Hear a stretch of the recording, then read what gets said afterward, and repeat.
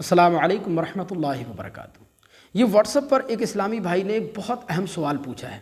یہ کہتے ہیں کہ مجھ سے کسی نے کہا ہے کہ نکاح والے دن یا شادی والے دن اگر حق مہر ادا نہ کیا جائے تو میاں بیوی کا رشتہ جائز اور حلال نہیں ہوتا ہے۔ کیا یہ بات سچ ہے؟ شریعت مطہرہ میں اس کا حکم کیا ہے؟ دوسری چیز یہ ہے کہ شادی یا نکاح کے کتنے عرصے کے اندر اندر مہر ادا کر دینا چاہیے، اور مہر کی رقم کس کو دینا چاہیے، بیوی کو یا اس کے ماں باپ کو؟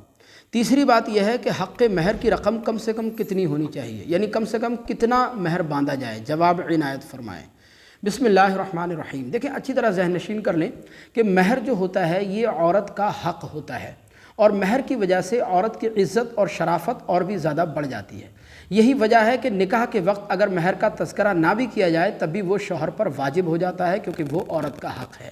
لیکن اس میں یہ بات کہنا کہ نکاح والے دن یا شادی والے دن اگر مہر ادا نہیں کیا گیا تو میاں بیوی کا جو رشتہ ہے وہ جائز اور حلال نہیں ہوگا، یہ ایک غلط بات ہے۔ ایسا کچھ بھی نہیں ہے۔ نکاح والے دن یا شادی والے دن ہی مہر کا ادا کرنا ضروری نہیں ہے۔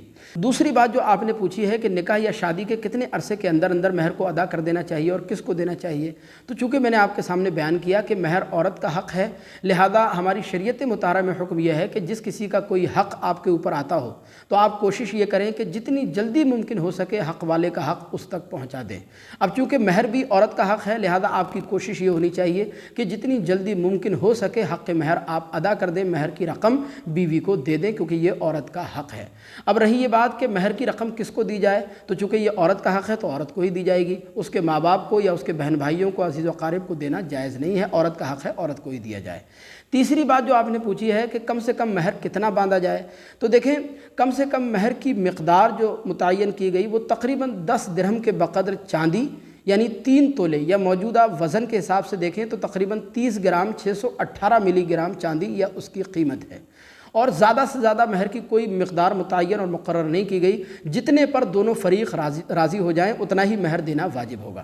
لیکن مستحب یہ ہے کہ کم از کم مہر اتنا باندھا جائے جو آسانی سے ادا کیا جا سکے۔ مجھے امید ہے کہ یہ مسئلہ آپ اچھی طرح سمجھ گئے ہوں گے۔ اگر یہ مسائل آپ کو سمجھ آئے ہوں تو اس کلپ کو آگے لازمی شیئر کیجیے گا۔ السلام علیکم ورحمۃ اللہ۔